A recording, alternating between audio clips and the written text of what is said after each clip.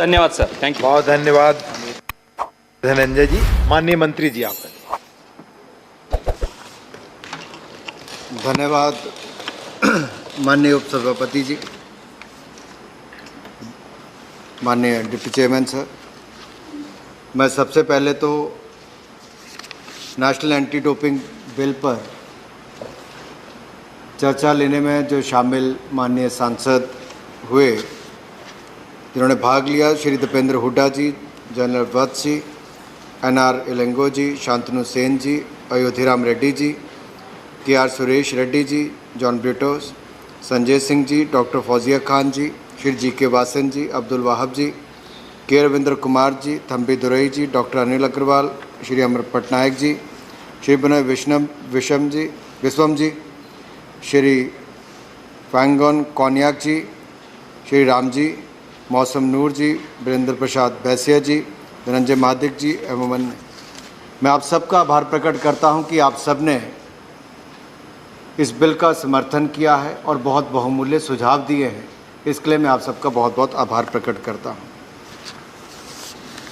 Deputy chairman sir, Copenhagen declaration जो anti doping sports पर हुई थी, ये 2003 में हुई थी, जिसको भारत ने सहमति जताई, और यूनेस्को की इंटरनेशनल कन्वेंशन जो डोपिंग के विषय को लेकर थी, डोपिंग इन स्पोर्ट को लेकर थी 2005 में, उसके हम सिग्नेटरी हैं, और 2007 में हमने इसको रेटिफाई करने का काम किया था नवंबर में। इसके बाद पिछली बार जब कॉमनवेल्थ गेम दिल्ली में हुए, उससे पहले यहाँ पर रूल्स रेगुलेशन बने, नेशनल डोपिंग टेस्टिंग लैब की स्थापना हुई, और लगातार कई वर्षों तक इस पे काम भी हुआ, लेकिन स्टैट्यूटरी बॉडी बने, हमारे यहाँ पर कानूनी प्रक्रिया उसको हो, कोई एक्ट यहाँ पर बने, उसकी एक कमी देखने को मिलती थी। जबकि दुनिया के 30 राज्यों में 30 देशों में इसको पूरा किया गया था। भारत आज जब राज्यसभा में भी आप सबके सहयोग से, आम सहमति से, पूर्ण सहमति से आपके पास होगा, तो भारत भी उन देशों में दुनिया भर में आएगा जहाँ पर इसको स्टैट्यूटरी संविधान यहाँ पर बन पाएगा। मुझे बताते हुए प्रसन्नता इस बात की भी है कि जब लोकसभा में इसको लेकर आए और सदन के सदस्यों ने वहाँ पर कहा कि इसको स्टैंडिंग कमेटी में भेजना चाहिए, पिछले साल दिसंबर में हमने इसको भेजा। मैं आभार प्रकट करता हूँ विनय सहस्त्रबुद्धे जी का भी और सारे कमेटी मेंबर्स का। मात्र 3 महीनों के अंदर कमेटी ने बहुत विस्तार पे इससे चर्चा करके बहुत बहुमूल्य सुझाव दिए हैं, और हमने अधिकतर सुझाव, मैं कहूँगा लगभग सारे ही सुझावों को हमने इसमें शामिल करने का काम किया है। तो मैं कमेटी के सदस्यों का भी यहाँ पर आभार प्रकट करना चाहता हूँ। सर,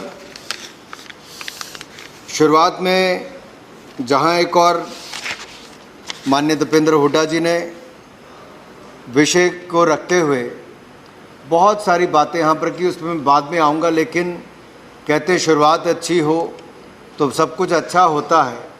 आप स्वयं एक खिलाड़ी हैं, खेल प्रशंसक और खेल प्रमोटर भी हैं, और ऐसे राज्य से आते हैं जहाँ पर खिलाड़ी भी आते हैं, और हर सरकार ने एक के बाद दूसरी सरकार ने लगातार अच्छा काम करने का काम खेलों के प्रति किया है, और यही कारण है कि हरियाणा की भागीदारी देश के मेडल जीतने में बहुत अच्छी रही है। उसके लिए जहाँ एक और हरियाणा की सरकार, हरियाणा राज्य, हरियाणा के खिलाड़ी, आप सब उसके बधाई के पात्र हैं, वहीं पर बाकी राज्यों को भी इससे सीखने का अवसर मिलता है।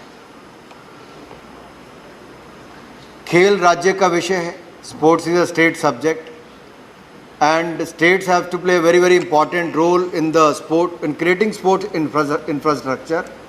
At the same time, not only to create the facilities but also to promote the sports person and create jobs for them also. I'll touch those points little later, but I'll come to what has been done in the past few years. I would like to throw some light on that. Sir, क्योंकि नाडा की बात जब यहाँ पर national anti doping agency की बात की गई, भारत आज ऐसी स्थिति में है कि कॉमनवेल्थ खेल के बाद जब कॉमनवेल्थ गेम्स का यहाँ पर आयोजन हुआ, उसके बाद कुछ और बड़े इवेंट्स का आयोजन हुआ। मैं आज की अगर बात करूँ तो भारत जहाँ से चेस की शुरुआत हुई, शतरंज के खेल की शुरुआत हुई, यहाँ से वो पूरी दुनिया भर में गया, लेकिन चेस ओलंपियाड कभी भारत में नहीं हुआ।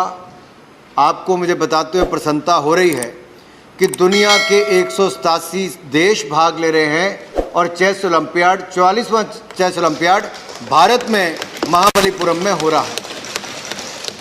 और देश के लोकप्रिय प्रधानमंत्री आदरणीय मोदी जी ने इसकी शुरुआत अभी कुछ दिन पहले तमिलनाडु के महाबलीपुरम में, चेन्नई में जाकर वहाँ पर की।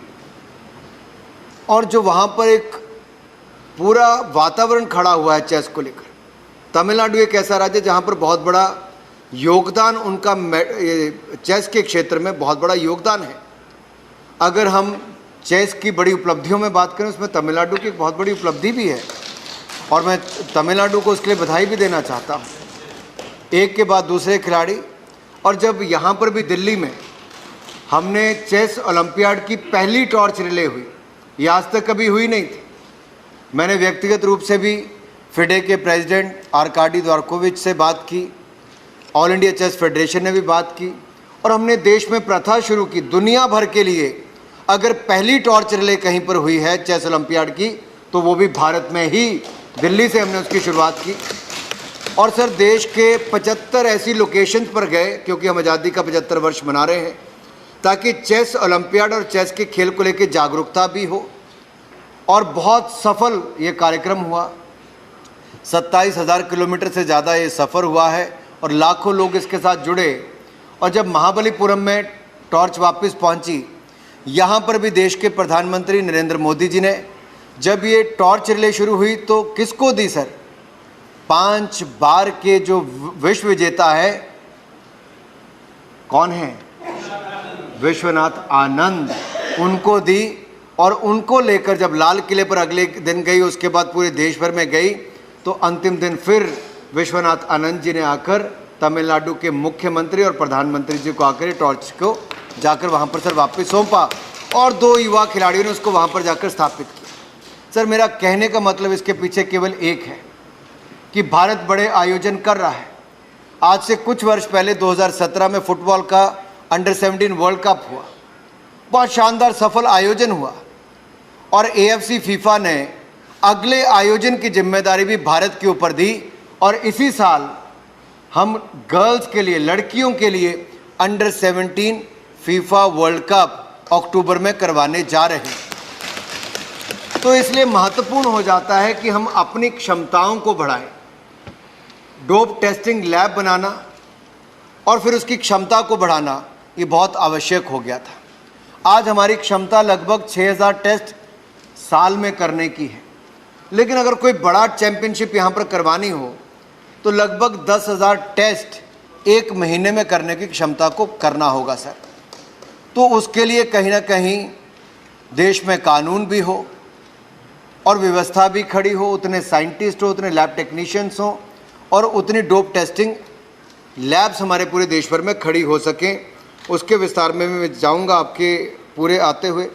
खेलो इंडिया यूथ गेम्स की आपने बात की, खेलो इंडिया यूनिवर्सिटी गेम्स की बात की। सर, आपदा का समय था, बहुत सारे आयोजन देश भर में नहीं हो पा रहे थे, लेकिन मुझे इस सदन को कहते हुए प्रसन्नता हो रही है कि खेलो इंडिया यूनिवर्सिटी गेम्स जब हमने बेंगलुरु में की तो कल्पना से ज़्यादा वहाँ पर एथलीट्स आए जो अलग अलग यूनिवर्सिटीज़ के थे। लगभग 5000 से ज़्यादा एथलीट्स और ऑफिशियल्स ने वहाँ पर आकर भाग लिया। बहुत सफल आयोजन सर वहाँ पर हुआ। देश की अलग अलग यूनिवर्सिटीज़ ने आई, कोई पंजाब से थी, कोई हरियाणा से थी, कोई महाराष्ट्र से थी और बहुत सफल उन्होंने प्रदर्शन वहाँ पर किया। खेलो इंडिया यूथ गेम्स कहीं और नहीं, हरियाणा में ही उसका पंचकुला और बाकी ऐसे 5-6 स्थानों पर उसका आयोजन हुआ और लगभग 8500 से ज़्यादा एथलीट्स और ऑफिशियल्स ने उसके आकर भाग लिया। और sir 12 record national 12 national record खेलो इंडिया यूथ गेम्स में टूटे। जिन 12 रिकॉर्ड्स को तोड़ने का काम उसमें से 11 लड़कियों ने किया है, यानी कि नए 11 नेशनल रिकॉर्ड बने तो लड़कियों ने बनाने का वो काम किया है। तो सर आयोजन एक के बाद दूसरे हो रहे, लेकिन खेलो इंडिया यूथ गेम्स और यूनिवर्सिटी गेम्स में ट्रेडिशनल गेम्स को भी हमने आगे बढ़ाने का काम किया सर। योगासना की बात करें, थांग टा की बात करें, कलारीपट्टू की बात करें या फिर गटका की बात करें, मलखम की बात करें, इन पांचों गेमों को वहाँ पर लाया गया सर, और इतना बड़ा आकर्षण का केंद्र ये बने हैं, ये शायद पहले किसी ने कल्पना नहीं की, लेकिन प्रधानमंत्री मोदी जी की कल्पना थी, इसको शामिल किया गया और बहुत सफलता मिली है ट्रेडिशनल गेम्स को शामिल करके। आपके भी कोई और सुझाव हों, आपके राज्यों में, देश के अलग हिस्सों में ऐसे ट्रेडिशनल गेम्स होते हों, तो कृपया करके आप उसका सुझाव भी दीजिए। हम भविष्य में उनको भी शामिल करने का प्रयास समय समय पर अगर कभी भी होगा तो करने का करेंगे। सर, माननीय सदस्यों ने बिल्कुल ठीक कुछ विषय उठाए भी कि NDTL हमारी लैब की सस्पेंशन हो गई थी, और मैंने अपने शुरू के वक्तव्य में भी कहा कई कारण उसके रहे सर। वेट लिफ्टिंग और बॉडी बिल्डिंग दोनों में बहुत अंतर है। वेट लिफ्टिंग जहाँ एक और ओलंपिक स्पोर्ट है, हमें मेडल भी आते हैं। मीराबाई चानू ने ओलंपिक्स मेडल जब जिताने का काम हुआ सर, तो एक बेटी ने भारत को पहला मेडल भी जिताया, वो भी वेट लिफ्टिंग में मीराबाई चानू ने जिताने का काम किया था। और अब भी कॉमनवेल्थ गेम में पहला गोल्ड मेडल जीतने का काम मीराबाई चानू ने किया। सर, मैं अंतर इसलिए कह रहा हूँ क्योंकि पीछे कुछ ऐसा हुआ, जब बॉडी बिल्डिंग वालों के टेस्ट ज़्यादा हो गए और उसको भी रिकॉर्डिंग कर करके जैसे डाला गया, तो उसके कारण भी देश की छवि खराब हुई। एक विषय यहाँ पर जो और आया, जिसको मैं आगे आके फिर आपके टच करूँगा, ऑफ द शेल्फ जो आपको प्रोटीन पाउडर्स और बाकी मिलते हैं, उसका नुकसान भी क्या होता है, उसको भी एड्रेस करने की बहुत आवश्यकता है, क्योंकि जानकारी के अभाव में बहुत सारे लोग उसको भी लेते हैं। सर, हमने प्रयास किए और जब मुझे जिम्मेदारी भी मिली, मुझे लगा भी कि ये बहुत आवश्यक है, क्योंकि जब हम किसी एक टेस्ट को कराने के लिए यहाँ से सैंपल बेल्जियम भेजते हैं सर, उसकी कॉस्ट देश से 3 गुना ज़्यादा आती है। देश को नुकसान भी होता है और टेस्टिंग जो देश में हो सकती है वो भी किसी दूसरे के हाथ में पहुंच जाती है। आपदा के समय प्रधानमंत्री मोदी जी ने आत्मनिर्भर भारत का जो एक कल्पना की थी, ये नेशनल एंटी डोपिंग एजेंसी हो या नेशनल एंटी डोपिंग, ये जो हमारी टेस्टिंग लैब है NDTL, national doping testing lab जो हम बनाई है सर, हमने इसकी क्षमता को बढ़ाने का काम भी किया है। ये आत्मनिर्भर भारत के सपने को पूरा भी करेगी, और मैं आपको विश्वास दिलाता हूँ, हम एक ही लैब तक सीमित नहीं रहेंगे, हम और लैब को स्थापना करने का काम भी भविष्य में करने वाले हैं। एक लैब को स्थापित करने में लगभग 100 करोड़ रुपए से ज़्यादा का खर्च आया है। कई बार तो एक मशीन भी 8 करोड़, 3 करोड़, 7 करोड़ ऐसे आती है, और साइंटिस्ट की इसमें सर आवश्यकता पड़ती है। एक चैलेंज ये भी है, जो यहाँ पर ट्रेनिंग लेते हैं, कई बार विदेशों में भी चले जाते हैं, कई बार अलग अलग और क्षेत्रों में वो काम करना शुरू करते हैं, तो उनको होल्ड करना भी अपने आप में एक चैलेंज है। लेकिन भारत में अलग अलग देशों के सैंपल भी हम यहाँ पर टेस्ट करने की शुरुआत हमने की। 16 देशों के सैंपल की टेस्टिंग भी करते हैं, और भविष्य में भारत हब बने टेस्टिंग का, इस दिशा में हम जाएंगे। केवल देश तक ही सीमित नहीं होंगे, दुनिया भर के देशों का, क्योंकि हम कॉस्ट इफेक्टिव हैं। कम खर्चे पर कम समय में हम टेस्टिंग करके ना केवल भारत बल्कि दुनिया भर के देशों को दे सकें, उस दिशा में सर हम आगे बढ़ेंगे। एक बड़ा प्रश्न खड़ा होता है कि जब भी हम कोई कानून बनाएं तो आपने कंसल्टेंसी किससे की? क्या आपने देश के लोगों से पूछा, नेशनल स्पोर्ट्स फेडरेशन से पूछा, राज्यों की स्पोर्ट्स एसोसिएशन से पूछा, खिलाड़ियों से पूछा, माननीय सांसदों से पूछा, या देश में जो भी खेल संघों से जुड़े हैं क्या उससे पूछा, या यूनेस्को के जो गाइडलाइंस है क्या आपने उसको शामिल किया, या वर्ल्ड एंटी डोपिंग एजेंसी उसके जो रूल्स एंड रेगुलेशन उसकी गाइडलाइंस है उसको लागू किया? सर, मैं सदन को आश्वस्त करना चाहता हूं और ये बताना भी चाहता हूं, वर्ल्ड एंटी डोपिंग एजेंसी ने भी 2 बार हमें जो सुझाव दिए उनको भी शामिल किया। यूनेस्को का रेगुलेटरी फ्रेमवर्क, उसमें भी जो कहा गया उसको भी शामिल किया। नेशनल स्पोर्ट्स फेडरेशन से लेकर जो हमारी पार्लियामेंट्री स्टैंडिंग कमेटी के सर जितने भी यहाँ पर सुझाव आए, हमने सबको शामिल करके आपके सामने बिल लाने का काम किया है, और लोकसभा में भी इसको आम सहमति के साथ, पूरे समर्थन के साथ पास किया गया। मुझे पूर्ण आशा है जैसा आपने समर्थन किया, आगे भी आप इसको पूर्ण सहमति से पास भी करेंगे। सर, इसके होने के बाद क्या होगा? जो दुनिया के बड़े देश हैं, US, चाइना, फ्रांस या फिर ऑस्ट्रेलिया, जापान, साउथ कोरिया, ऐसे गिने चुने देशों में भारत का नाम भी आएगा, जिसका अपना कानून होगा, अपना एक्ट होगा और अपनी डोप टेस्टिंग लेबोरेटरी भी देश में स्थापित होगी और आने वाले समय में देश के अलग अलग कोनों में भी होगी। इससे हमारी जो इंस्टीट्यूशनल कैपेसिटी है, हम इसको और मजबूत करने वाले हैं ताकि यहीं पर टेस्टिंग भी करें। और जैसा मैंने पहले कहा, आज हम मात्र 6000 सैंपल लेकर टेस्ट पूरे साल भर में कर सकते हैं। भविष्य में इसको हम कई गुना और बढ़ाने का काम भी करेंगे और इस सब कॉन्टिनेंट में भारत एक बड़ी ताकत के रूप में टेस्टिंग लेबोरेटरी, जो डोप टेस्टिंग लेबोरेटरी के रूप में हम यहाँ पर खड़े होंगे।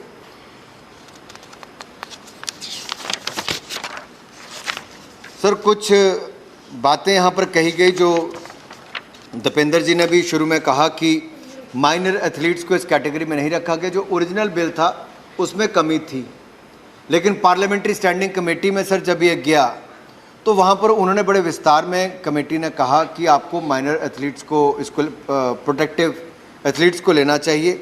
तो प्रोटेक्टेड पर्सन्स की जो हमने कैटेगरी यहाँ पर क्रिएट की है, उसमें कौन कौन आता है सर? ये स्पेशल प्रोविज़न हमने इसमें ऐड किया है, जिसमें माइनर एथलीट्स, इसको नाम यहाँ पर दिया गया। रूल्स में इसको समय समय पर आप चेंज कर सकते हो। मान लीजिए आज 16 साल है वाडा के अनुसार, तो कल को वाडा अगर 15 साल कर देता है, 14 साल करता है, या हमें लगता है कि इसको उम्र को बदलना है, तो रूल्स को उसमें हम बदल सकें, बार बार पार्लियामेंट उसमें आने की ज़रूरत ना पड़े, तो उसको हमने उसमें करने का प्रावधान यहाँ पर कर दिया है। इसी तरह से रिक्रिएशनल एथलीट्स, उसको भी यहाँ पर रखा गया है। और एथलीट्स विद द डिसेबिलिटीज़, ये प्रोटेक्टेड पर्सन में आएंगे ताकि इसके कारण आपको ज़्यादा दिक्कत भी ना आए और इसमें रिलैक्सेशन देने का सर हमने काम किया है। दूसरा, प्रोटेक्टेड पर्सन वाले में 3 कैटेगरीज आएंगी: माइनर एथलीट्स, रिक्रिएशनल एथलीट्स और एथलीट्स विद डिसेबिलिटीज़। तो तीनों को हमने उसमें कवर कर दिया है। सर, एक और प्रश्न दीपेंद्र जी ने यहाँ का पूछा कि fix minimum number of sample जो लेने की बात कही। सर, इसमें हमने किया ही है कि जो देश भर में जितने टूर्नामेंट्स हमारे होते हैं, चाहे नेशनल स्पोर्ट्स फेडरेशन के बाकी हों, हम उसमें प्रयास करेंगे कि ज़्यादा से ज़्यादा हो। और जो स्टेट लेवल पर हाई रिस्क डिसिप्लिन्स हैं, उसको लेकर भी हमने जो गाइडलाइंस है उसके अनुसार टेस्टिंग करेंगे ताकि वो भी हो। लेकिन एक बात तो मैं सदन को बताना चाहता हूँ, हमने यहीं तक नहीं रुके। हमने इससे पहले भी बहुत सारे जागरूकता अभियान हमने पूरे देश भर में चलाए और उसकी कुछ जानकारी मैं आप सबके सामने देना चाहता हूं, क्योंकि इस बिल के पास होने से एंटी डोपिंग की अवेयरनेस, एजुकेशन और रिसर्च फैसिलिटीज़ इसमें वृद्धि होगी। और सर, नाडा और एनडीटीएल ने पिछले 1 साल में क्या किया, मैं उस पर थोड़ी जानकारी दे दूं ताकि सबका वो भी पता चलेगा हम अभी क्या कर रहे हैं।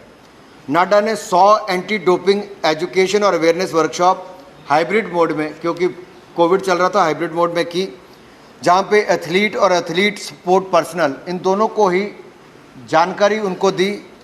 और इसके अलावा जब हमने, नाडा ने तीसरा फंड अप्रूवल कमेटी यहाँ पर की और सेकंड मीटिंग जो कॉप 8 ब्यूरो की, जो UNESCO international convention against doping के अंतर्गत आती है सर, उसमें हमने ना केवल होस्ट किया बल्कि मुझको सदन को बताते हुए प्रसन्नता भी होती है कि 1 साल पहले जहां हम सस्पेंडेड हमारी टेस्टिंग लेबोरेटरी थी, इस बार जब हमने होस्ट किया तो इंडिया को फंड अप्रूवल कमेटी का चेयरपर्सन भी चुना गया और मेंबर भी चुना गया ब्यूरो का। ये 1 साल में हमने सब कुछ किया है।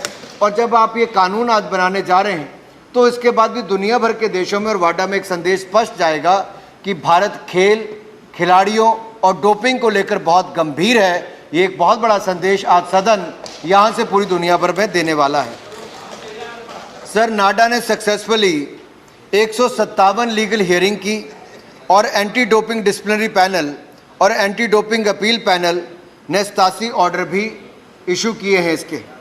सर, यही नहीं, FSSAI has issued regulations for mandatory testing of dietary supplements, but no laboratory under the government is doing such testing. Hence, ये बड़ा महत्वपूर्ण है सर।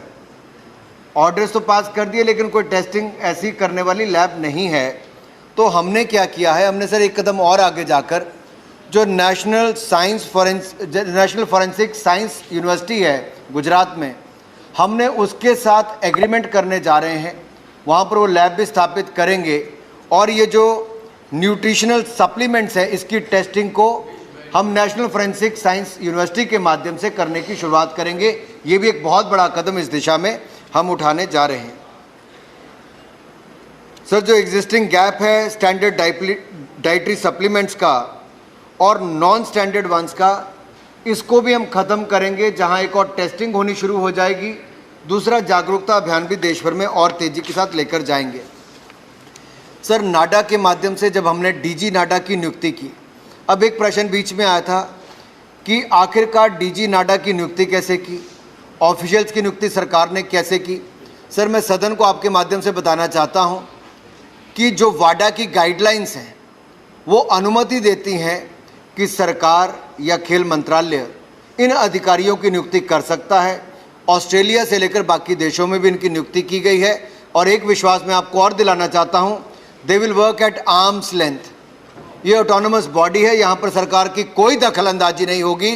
खेल और खिलाड़ियों के भविष्य की बात है, हम इसके बारे में बहुत गंभीर हैं और इसको मजबूत ही करेंगे, दखल अंदाजी कोई नहीं होगी, इस बात का विश्वास दिलाता हूँ।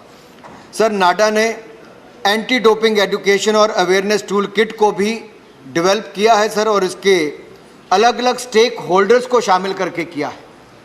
ना केवल इसको फिजिकल तौर पे जाके करने की सर आवश्यकता होगी, साथ ही साथ डिजिटल भी इसकी हमने वो प्रावधान किए हैं। सर, टेक्नोलॉजी का पूरा उपयोग यहाँ पर किया गया है। और जब खेलो इंडिया यूथ गेम्स और यूनिवर्सिटी गेम्स हुई, हमने वहाँ पे एथलीट्स को अवेयरनेस भी की, सेंसिटाइज भी किया, वहाँ पर टेस्टिंग करने का काम भी किया और डिजिटल टेक्नोलॉजी का उपयोग करके, जब डिजिटल इंडिया की हम बात करते हैं, खिलाड़ियों को आकर उस एप्लीकेशन को यूज़ करने के भी जानकारी दी। सर, ऑटोमेशन और डिजिटलाइजेशन ये एक प्रयास है डिपेंडेंसी मैनुअल सिस्टम्स पर कम करने की, और हम लगातार वेब बेस्ड एप्लीकेशंस को भी बना रहे हैं। डिजिटल क्विज और एजुकेशनल रिसोर्सेज को भी तैयार किया जा रहा है ताकि आने वाले समय में जो स्कूलों के बच्चे हैं वो चाहे फिजिकल एजुकेशन एक्टिविटीज़ में इन्वॉल्व हों, उनको भी जानकारी हो कि डोपिंग होता क्या है, क्या करने से आप फंस सकते हो। और सर, ये केवल अवेयरनेस की बात नहीं है, जैसा दीपेंद्र जी और कुछ माननीय सांसदों ने कहा कि कुछ खिलाड़ी कॉमनवेल्थ गेम से पहले पकड़े गए। सर, एक इंस्टेंस तो ऐसा है, एक खिलाड़ी की टेस्टिंग करनी थी, जहां उसको आपने जाके वेयर अबाउट क्लॉज इसमें एक होती है कि आपको बताना है आप कहाँ पर हो, उससे बचने का प्रयास कर रहे थे। एक जगह दूसरी जगह 1 महीना लटकाने के बाद जब उसका चेकअप हुआ सर, तो उसके बाद वो पॉजिटिव पकड़े गए। तो कहीं ना कहीं खिलाड़ियों को भी पता है कि वो गलत करते हैं और बचने का प्रयास करते हैं, लेकिन सर वो देश का नुकसान भी करते हैं, क्योंकि देश के टैक्स पेयर का पैसा चंद करोड़ नहीं sir, target Olympic podium scheme पर 100 करोड़ रुपए से ज़्यादा खर्च किया जाता है। एलीट एथलीट की बोर्डिंग, लॉजिंग, ट्रेनिंग और आउट ऑफ पॉकेट अलाउंस भी 6 लाख रुपया खिलाड़ी को साल का दिया जाता है, जेब खर्च दिया जाता है, और विदेशों में जाकर ट्रेनिंग करने का और कंपटीशन में भाग लेने का खर्चा भी पूरी तरह से भारत सरकार ही वहन करती है। कहीं कोई कमी नहीं रखी गई, लेकिन एथलीट को भी जागरूक होने की आवश्यकता है और सेंसिटाइज हम करने का प्रयास भी करें सर, टेस्टिंग भी ज़्यादा करने का काम कर रहे हैं। और इसी तरह से सर रिसर्च मटेरियल भी और बाकी सब करने का काम कर रहे हैं। IIT दिल्ली के साथ भी सर हमने नेशनल डोप टेस्टिंग लेबॉर्ट्री का MOU साइन करने की दिशा में सर हम हैं, ताकि वो भी वहाँ पर अपना योगदान इस दिशा में दे सके। सर, कुछ बातें और दीपेंद्र जी ने यहाँ पर पूछी। एक तो मैंने हाई रिस्क एथलीट्स का बता दिया, उस पर करते हैं। एक कहा गया कि जो डीजी नाडा या नाडा की जो कामकाज होगा, इसमें मैं बड़ा करूं कि बिल में ऑपरेशनल इंडिपेंडेंस देने का वो सेफगार्ड हमने यहाँ पे रखा है, और जो सजेशंस वाडा की तरफ से मिले थी उसमें भी हमने उसको रूल्स में फ्रेम करने जा रहे हैं। मैं आपको विश्वास दिलाता हूँ रूल्स एंड रेगुलेशन में वो सारी चीज़ों को प्रावधान हम वहाँ पर करेंगे, ताकि कोई भी ऐसी दिक्कत ना आए जहाँ पर सरकारी दखलंदाजी आपको कहीं सीधे तौर पर नज़र आए, वो कहीं पर नहीं होगा। और जो आपने बात कही कि रिमूवल और अपॉइंटमेंट की बात है, ये वर्ल्ड दुनिया भर में जो अलग अलग देशों में कानून बने हैं उसके अनुसार ही यहाँ पर किया गया है। जो पहले पावर बोर्ड को थी कि कहीं डायरेक्शन देनी, सर डायरेक्शन देने की पावर नहीं है, केवल रिकमेंडेटरी पावर्स इसमें रखी गई हैं। और एक आपका सुझाव आया था कि आप आर्बिट्रेशन करने के लिए लुजान स्विट्ज़रलैंड में क्यों जाएं, तो सिंगापुर में भी यहाँ पर उनका एक्सटेंशन ऑफिस है जो मैटर ऑफ हियरिंग के लिए वहाँ पर इस्तेमाल होता है। लेकिन हम प्रयास करेंगे, मैं कोई यहाँ पर एश्योरेंस नहीं दे रहा, मैं बड़ा स्पष्ट कर दूँ, लेकिन प्रयास करेंगे, सरकार लगातार प्रयास करती रहती है कि भविष्य में भी अगर कोई हियरिंग की यहाँ पर हो, court of arbitration for sport, भविष्य में अगर वो अपनी एक्सपेंशन करते हों तो भारत भी उसमें पिच करेगा कि कभी भविष्य में यहाँ पर बने। नहीं तो डिजिटल हियरिंग्स तो आजकल वर्चुअल हियरिंग्स तो होती हैं, उसमें भी बहुत ईज़ हो गई है ताकि हम यहाँ से भी अपनी बात रख सकें। बाकी आपने बहुत कुछ हरियाणा पर कहा, पर उस पर मैं नहीं कहूँगा। आपने, जनरल साहब ने, दोनों ने खूब बातें उस पर कही हैं। हरियाणा का बहुत बड़ा योगदान खेलों में है जिसको पूरा देश मानता भी है, और मुझे पूर्ण विश्वास है आगे भी हरियाणा और बाकी राज्य, चाहे वो तमिलनाडु, केरल, उड़ीसा, उत्तर प्रदेश, किसी भी राज्य की बात करें, मैं कहता हूँ सारे नॉर्थ ईस्ट की अगर आप जनसंख्या के आधार पर देखें, मुझे किसी ने सर सवाल पूछा एक बार कि नेशनल स्पोर्ट्स यूनिवर्सिटी आप मणिपुर में क्यों खोलने जा रहे हैं 900 करोड़ रुपए की, तो मैं यही कहना चाहता हूं, राज्य की जनसंख्या के आधार से नहीं, आखिरकार लुक ईस्ट के बजाय एक्ट ईस्ट पॉलिसी पर मोदी सरकार ने काम करने का काम किया है, और नॉर्थ ईस्ट के खिलाड़ियों ने बहुत बड़ा योगदान भारत में खेलों के क्षेत्र में भी किया। और मणिपुर में अगर आप सड़क पे सुबह निकल कर जाएंगे, सर लगता है हर परिवार ही सड़क पे, कोई भाग रहा है, कोई ट्रेनिंग कर रहा है, कोई कुछ कर रहा है, तो एक कल्चर वहाँ पर खेलों को लेकर पैदा हुआ है। और मुझे लगता है इसका बहुत बड़ा योगदान होगा। बहुत सारे राज्य अपनी स्पोर्ट्स यूनिवर्सिटीज़ भी बना रहे हैं, कुछ तो हवा में किले बांध रहे थे यहाँ पर बोलते हुए, अभी वो माननीय सांसद यहाँ पर है नहीं, चले गए। उन्होंने खेल यूनिवर्सिटी की बात तो की, लेकिन है कहाँ पर? यहाँ की जनता पूछ रही है सर आज तक वो है कहाँ खेल यूनिवर्सिटी। मैं उन पर बाद में आऊँगा थोड़ा सा, जब वो बजट की बात कर रहे थे।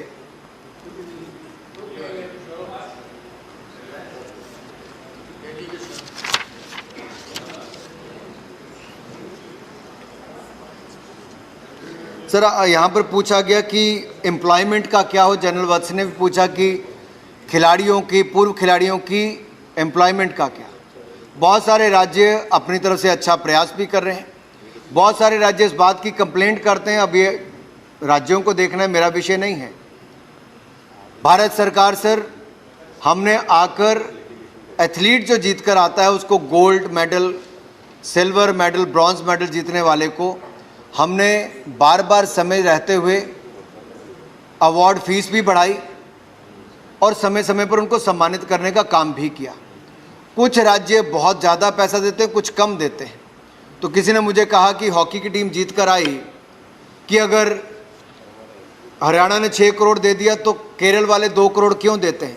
सर ये राज्य का विषय है, यहाँ पे मैं कहीं इंटरवीन नहीं कर सकता। लेकिन मैं यहाँ पर एक बात जरूर कहना चाहता हूँ, चाहे पैरालंपिक्स के जीत कर आए, चाहे डेफ ओलंपिक्स के जीत कर आए, चाहे ओलंपिक्स में जीत कर आए, हमने सबको एक समान पैसा देकर सम्मानित करने का काम किया है। हमने कहीं पर कोई भेदभाव नहीं किया।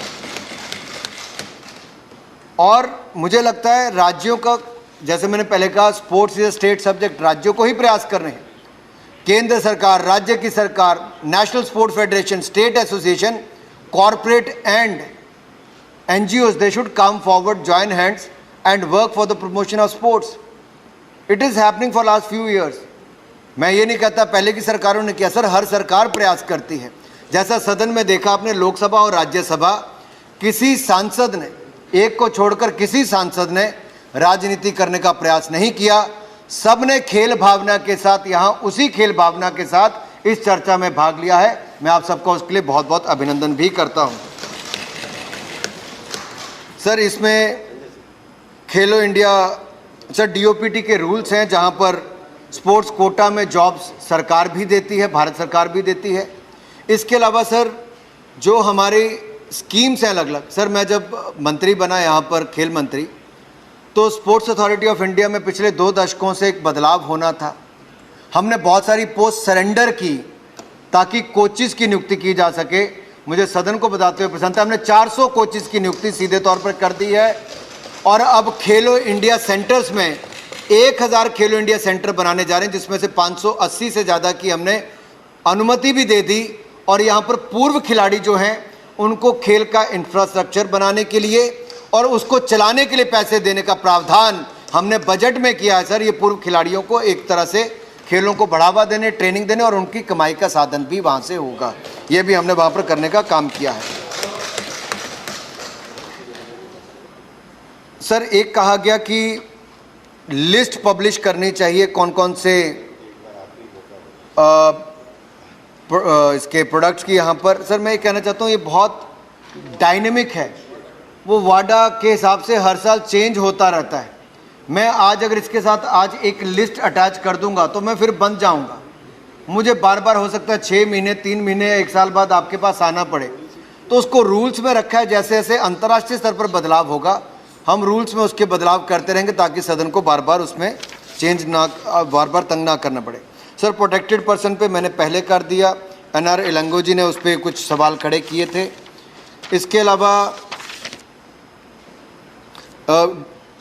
जनरल वत्स ने पूछा था कि क्या सैंपल्स को कैसे ध्यान। सर, सारे सैंपल्स को हम लोग एक बहुत साइंटिफिक तरीके से इसका सैंपल भी लिया जाता है और उनको स्टोर भी बड़े सिक्योर तरीके से किया जाता है और ये टेम्पर प्रूफ प्रोटोकॉल है और टेम्पर प्रूफ ही किट्स का इसमें इस्तेमाल किया जाता है, क्योंकि इसमें खिलाड़ी के वर्षों के मेहनत जुड़ी हुई है। सर, कोई नहीं चाहता कि कोई गलत सैंपल ले। सर, अब तो खिलाड़ी भी बहुत जागरूक हैं, क्योंकि 1-2 इंस्टेंस पहले ऐसे हुए हैं, किसी ने किसी की पानी में कुछ मिला दिया। अब सर खिलाड़ी यहाँ तक जागरूक हो गए, प्लास्टिक की बोतल भी नहीं लेते ताकि कोई कुछ इंजेक्ट ना कर दे अंतर्राष्ट्रीय स्तर पर या देश में। तो ये ऐसा भी बहुत सारी जगह पर होता है। तो वो जागरूकता भी हम उनके और पे करते हैं और यहाँ पर टेम्पर प्रूफ हम जो किट्स हैं और प्रोटोकॉल हम उसको अडॉप्ट करते हैं। और इस बिल के आने से तो उसको हम और सशक्ति करने जा रहे हैं, उसमें कोई कमी नहीं आएगी, इस बात का विश्वास भी आपको दिलाता हूँ। शांतनु सेन जी ने भी कुछ बातें यहाँ पर उठाई, ऑपरेशनल इंडिपेंडेंस की, DG नाडा की और बाकी नाडा की ऑपरेशंस की। वो मैंने पहले भी कहा सर, हमने वो कर दिया है और सबऑर्डिनेट लेजिस्लेशन में जो और बदलाव करने की आवश्यकता होगी हम उसको फर्दर एलैबोरेट सर वहाँ पर और भी कर देंगे और मैं माननीय सदस्यों को भविष्य में उसकी जानकारी भी उपलब्ध करवा दूँगा। सर, बिल में स्पेसिफिक प्रोविजंस हैं ताकि उसको एजुकेशन और अवेयरनेस क्रिएशन के लिए हम कर सकें और हम लगातार अभी भी कर रहे हैं सर, भविष्य में इसको करेंगे। Sir, power to search and seizure की यहाँ पर बात की गई सर, क्योंकि बहुत सारे टेस्ट जो हैं लगभग 60% टेस्ट हमें आउट ऑफ कंपटीशन करना पड़ता है। तो जब, क्योंकि वैश्य जी बहुत लंबे समय से खेलों के साथ जुड़े हैं और जैसे उन्होंने बताया भी सेफ्टी मिशन हमारे टोक्यो ओलंपिक्स में थे भी, ये भली भांति जानते हैं कि जब आउट ऑफ कंपटीशन आपको ऐसी टेस्टिंग करनी पड़ती है तो matter of anti doping rule violation ना हो तो जो सर्च एंड सीजर को कंडक्ट करना होता है तो आप उसका प्रावधान नहीं करेंगे तो उनको ताकत ही नहीं मिलेगी। और अगर हम सही मायने में डोपिंग को ख़त्म करना चाहते हैं तो ये ताकत उनको आपको कानून में देनी होगी और आज आप सदन के माध्यम से उनको देने वाले हैं। ये भी एक बहुत बड़ा कदम आप उस दिशा में दे रहे हैं। दूसरा, इसका दुरुपयोग ना हो तो मैं आपको विश्वास दिलाता हूँ वाडा के जो नियम हैं, जो उन्होंने वहाँ से सुझाव भी दिए, उसके अनुसार ही हम इसको सर्च सीजर का रूल्स को लेकर आएंगे ताकि कहीं पर एंट्री भी करनी हो, सर्च सीजर करना हो, उसके अनुसार ही करें। सर, PT उषा जी क्योंकि बहुत बड़ी खिलाड़ी रही हैं, देश की सम्मानित खिलाड़ी भी हैं और उड़न परी की जैसे कहा गया उनको सिक्के नाम से जाना जाता था। मैं धन्यवादी हूँ कि सदन की गरिमा पहले मैरी कॉम जैसे खिलाड़ियों के कारण बढ़ी, PT उषा जी के आने से सदन की गरिमा बढ़ी है। और मैं तो ये भी सौभाग्य मानता हूँ कि हरभजन सिंह जो बहुत बड़े खिलाड़ी क्रिकेट के हैं वो भी आज इस सदन का हिस्सा बने हैं। वो भी, मुझे आशा है कि भविष्य में अलग अलग समय पर खेलों पर और बाकी विषयों पर भी बोलेंगे। सचिन तेंदुलकर भी रहे, बहुत सारे खिलाड़ी, कुछ लोकसभा कुछ राज्यसभा में टिर्की रहे, बाकी सब भी रहे, दिलीप टिर्की बाकी रहे, मैंने कहा दिलीप टिर्की रहे, बाकी सब रहे। धनंजय मादिक जी ने कहा वो स्वयं खिलाड़ी रहे। मेरा आप सबसे अनुरोध ये रहेगा, खिलाड़ी तो आए हैं, आप सब भी अपने अपने क्षेत्रों में अगर खेलों का आयोजन करेंगे तो बहुत सारे खिलाड़ियों को ऐसे टूर्नामेंट में खेलकर अपनी प्रतिभा दिखाने का अवसर मिलेगा। और सांसद खेल प्रतिस्पर्धा देश के बहुत सारे राज्यों में माननीय सांसदों ने करवाई, जो बहुत सफल आयोजन सर हुआ है और लाखों उभरते हुए खिलाड़ियों को उसमें खेलने का अवसर मिला। आपको लगे कि खेल मंत्रालय भी उसमें कुछ कर सकता है तो आप बताइए, हम भी उस दिशा में आगे बढ़ेंगे ताकि हर सांसद का खेलों को बढ़ाने में कुछ ना कुछ योगदान हो, आपका सहयोग हो और हम खिलाड़ियों को आगे बढ़ाने के लिए बल दे सकें। खेल महाकुंभ गुजरात में प्रधानमंत्री मोदी जी ने शुरू किया था, मैंने अपने संसदीय क्षेत्र में किया सर। लगभग 75,000 से 1 लाख खिलाड़ी केवल मेरे संसदीय क्षेत्र में खेलते हैं। तो आप कल्पना कीजिए, हमारे दोनों सदनों को मिलाकर 800 से ज़्यादा सांसद जब ये करेंगे या पूर्व सांसद भी करें तो देश भर में सर करोड़ों लोग फिट इंडिया कैंपेन को भी, खेलो इंडिया कैंपेन को भी आगे बढ़ा सकते हैं। हम सब का ये प्रयास होना चाहिए। जॉन ब्रिटास ने कहा यहाँ पर, माननीय सांसद ने, कि मैं केरल आया, इनसे नहीं मिल पाया, उसके लिए मैं क्षमा भी चाहता हूँ, मैं आपसे नहीं मिल पाया। लेकिन सर सच्चाई ये है कि हमारी पिछले दिन कॉन्फ्रेंस थी तेलंगाना में, हैदराबाद। रात को मैं 1 बजे फ्री हुआ, सुबह 5 बजे की फ़्लाइट पकड़ के मैं कालीकट गया और वहाँ पर जाने के बाद सर मैं पहली मीटिंग मेरी 9:30-10 बजे जब मैं पहुँचा सर, पहली मीटिंग करके मैं एक मीडिया हाउस के उद्घाटन पे गया था। उसके बाद मीडिया समूह के लोगों को मैं अलग मीटिंग में अलग से मिला, अब जिनको बुलाया गया मैं वहाँ पे मिला, खेल के संघों से मिला, वहाँ के खेल मंत्री से अलग मीटिंग की, फिर वहाँ के मेयर से अलग मीटिंग की, फिर पीटी उषा जी यहाँ पर होंगी, जितने वहाँ के खिलाड़ी, एक इंडोर स्टेडियम में 2.5 घंटे जाके सर मैंने खिलाड़ियों से अलग मीटिंग की। और उसी दिन रात को 8:30-9 बजे की जो आखिरी फ्लाइट थी वो पकड़ कर आया। आगे प्रयास करूँगा कि रात को वहाँ पर रुकूँ भी और ज़्यादा से ज़्यादा और लोगों से मिलूँ। मेरा प्रयास होता है ज़्यादा से ज़्यादा लोगों से मिलूँ। और मैं सर सदन में ये कहना भी चाहता हूँ, वहाँ के खेल मंत्री जी भी 8 घंटे चल के मुझसे मिलने आए, इसलिए मैं उनको भी यहाँ पर कहना चाहता हूँ। हमने 2 दिन की स्पोर्ट्स मिनिस्टर की कॉन्फ्रेंस केवड़िया गुजरात में की, एकता नगर में स्टैच्यू ऑफ यूनिटी में, अलग अलग राज्यों के सर अलग अलग खेल मंत्री अलग अलग विचारधाराओं के थे, लेकिन खेल को लेकर सबने इतने बेहतर सुझाव दिए। उड़ीसा के हों, छत्तीसगढ़ के हों, अलग राज्य की सरकारें सर, अलग पार्टी की सरकारें, लेकिन खेल में सबने अपना अपना बहुमूल्य सुझाव देने का काम किया है। इसलिए मैं केवल एक पार्टी का मंत्री नहीं हूं सर, मैं तो सोचता हूं मोदी जी ने अवसर दिया है, मैं तो देश के सभी खिलाड़ियों सभी के लिए एक बराबर हूं। और मैं तो यहाँ से उठकर विपक्ष के लोगों के साथ जाकर बैठता हूँ। रामगोपाल जी बहुत वरिष्ठ सांसद हैं, मैं तो उठकर चले जाता हूँ पूछने के लिए, इनके अनुभव से सीखूँ।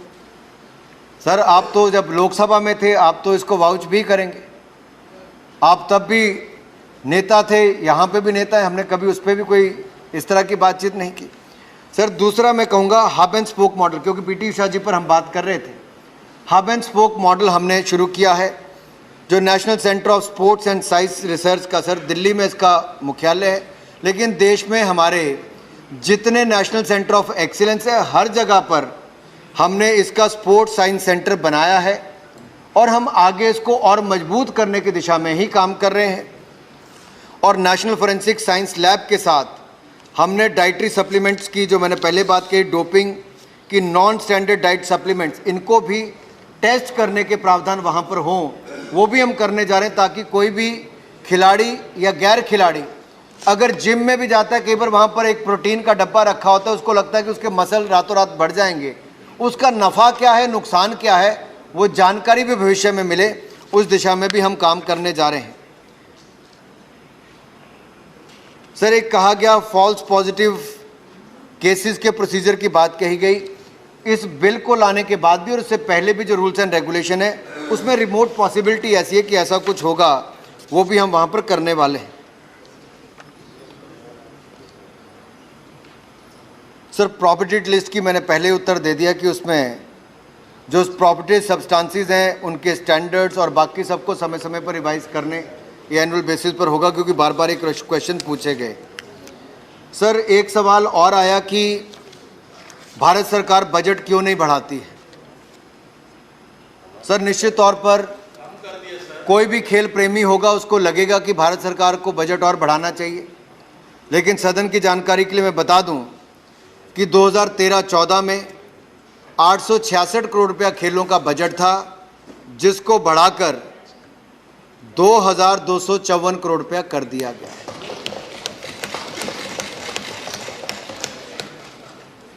866 crore was the budget in the year 2013-14, which has been raised to 2,250 crore rupees in the current financial year. Sir यही नहीं, हमने इसके साथ साथ सर बहुत सारी और बदलाव भी किए हैं। सर आज लगभग 300 ऐसे प्रोजेक्ट लगभग 2000 आपका बिल तो सर्वानुमत पास हो जाएगा, उसमें कोई दिक्कत नहीं है, हम सभी लोग सपोर्ट किए हैं। लेकिन आपके नोटिस को मैं ये लाना चाहता हूँ कि आज हमारे कांग्रेस प्रेसिडेंट के घर को दिल्ली पुलिस ने पूरा घेरा डाल के रखा है, माननीय लोपी, हाँ, और राहुल गांधी जी के घर को भी पूरा पुलिस घेरा डाल के रखा है। अगर ये सदन चल रहा है, प्लीज कम द सब्जेक्ट, हाँ, इस विषय पर अगर बोलना हो नहीं, इसे हम तो वेलकम किए, सपोर्ट कर रहे हैं, that is nothing, we are supporting, it should be passed unanimously. लेकिन इस सदन में अगर नहीं बोलूंगा तो कहाँ बोलूंगा? नहीं, ये सब्जेक्ट विषय कुछ और है, इसलिए देखिए साहब, अगर जगह पे इस ढंग से नहीं, कोई सदन का विषय नहीं है, सदन में बहुत व्यवस्थित तरीके से बिल चल रहा है, कानून अपनी व्यवस्था कर रहा है, अपना काम कर रहा है, उसमें सरकार के ऊपर टिप्पणी करने का कोई मतलब नहीं है। जब कारनामे ऐसे करो तो उस समय चिंता करनी चाहिए, ऐसे कारनामे करते वक्त चिंता करनी चाहिए। आज हमें मत बताइए, जो कारण है वो कारण की चर्चा करें, किस कारण से कार्रवाई हुई है वो कारण का जवाब दीजिए। कारण जो होते हैं उसकी चर्चा करनी है तो करिए, लेकिन बिना बात के आरोप लगाने की जरूरत नहीं है। आप लोग विषय क्या है उसकी चर्चा करिए, और कानून की व्यवस्था कानून कर रही है, उसमें दखल अंदाजी सरकार नहीं करती है।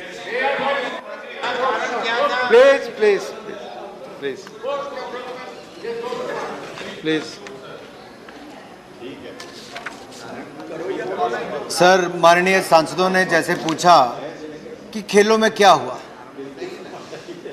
रूपाला जी खेलों में क्या हुआ, वो दूसरे खेल की बात करें, मैं असली खेल की बात कर रहा हूँ। माननीय मंत्री जी प्लीज माननीय मंत्री जी को बोलने दीजिए प्लीज।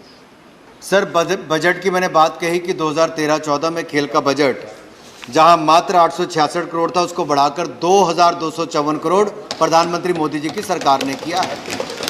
और सर मैं इस तुलना में जाना नहीं चाहता था, लेकिन क्योंकि पूछा गया, दूसरा पूछा गया क्या खेल के प्रोजेक्ट चल रहे हैं। सर 2010 से लेकर 2016 तक मात्र 62 प्रोजेक्ट 342 करोड़ रुपए की लागत से चल रहे थे। मुझे बताते हुए प्रसन्नता हो रही है कि पिछले कुछ वर्षों में 2017 से 22 तक मात्र 5 वर्षों में 300 प्रोजेक्ट 2753 करोड़ रुपए की लागत से हम खेलों के पूरे देश भर में बना रहे हैं। सर हम कहीं पर कोई कमी नहीं छोड़ेंगे। यही नहीं सर, हमने जो पैसा है वो भी द्रोणाचार्य अवार्ड 5 लाख से बढ़ाकर 15 लाख कर दिया, और इसी तरह से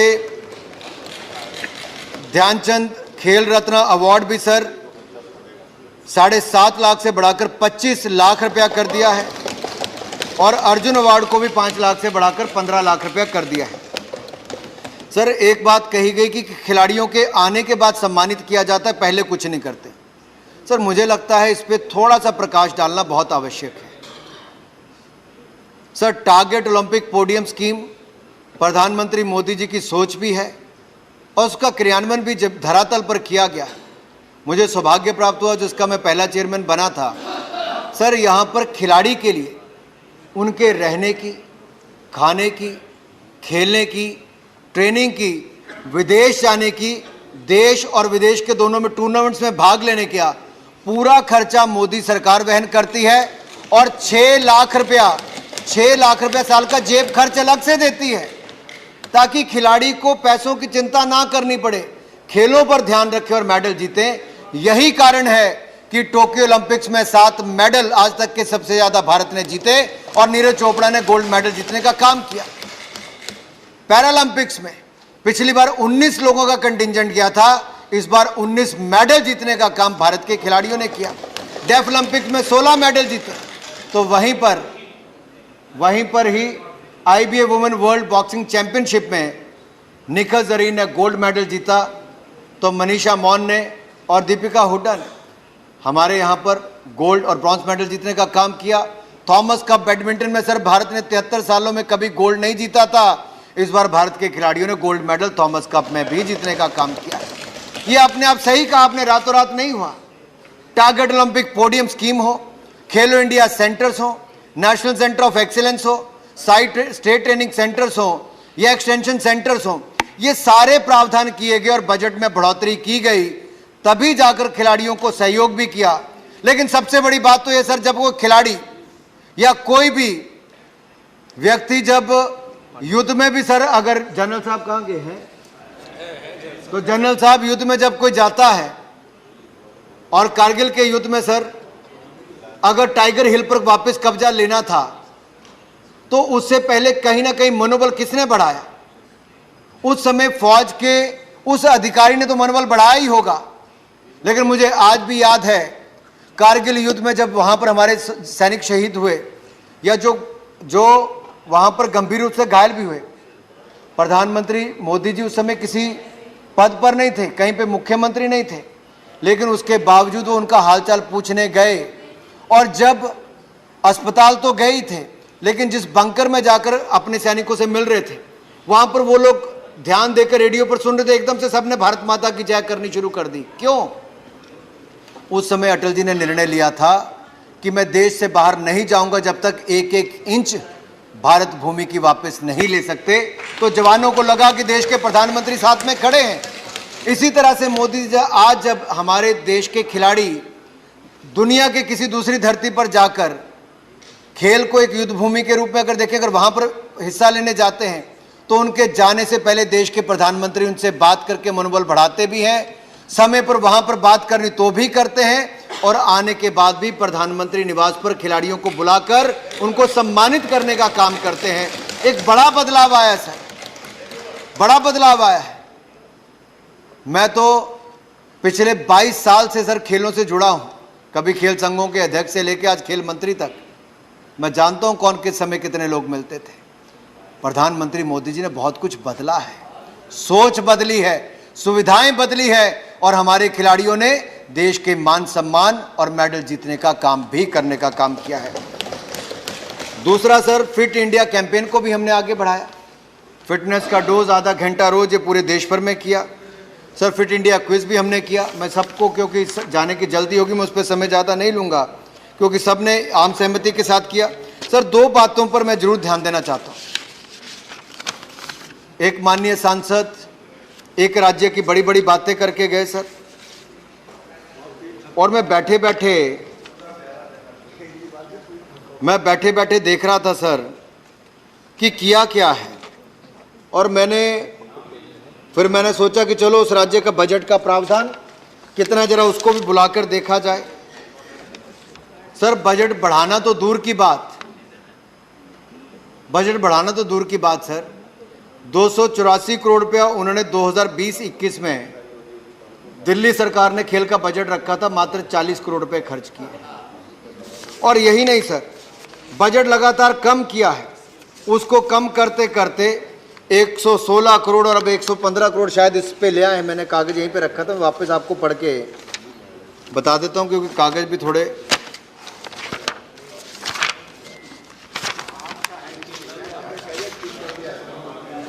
नहीं, रिकॉर्ड पे आंकड़ा ठीक जाना चाहिए। सर दूसरी उन्होंने बड़ी बड़ी बातें की कि ये किया वो किया। वो जिस खेल विश्वविद्यालय की बात करते हैं वो शायद हवा में बने, जमीन पे तो कहीं नजर आता नहीं है।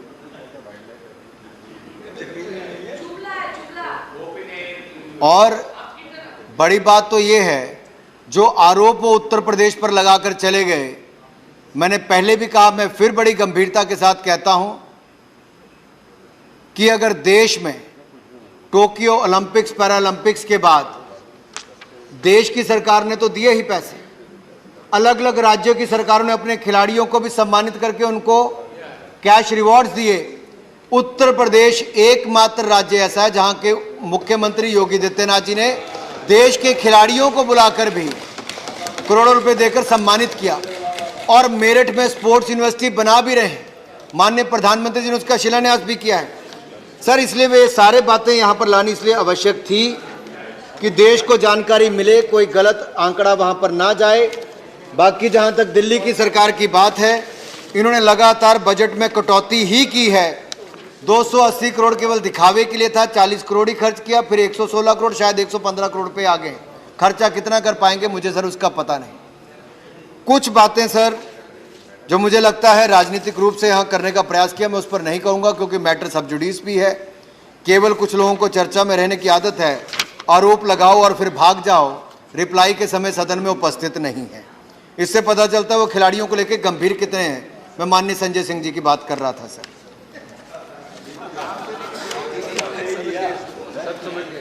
दूसरा सर, मेरा एक अनुरोध और रहेगा।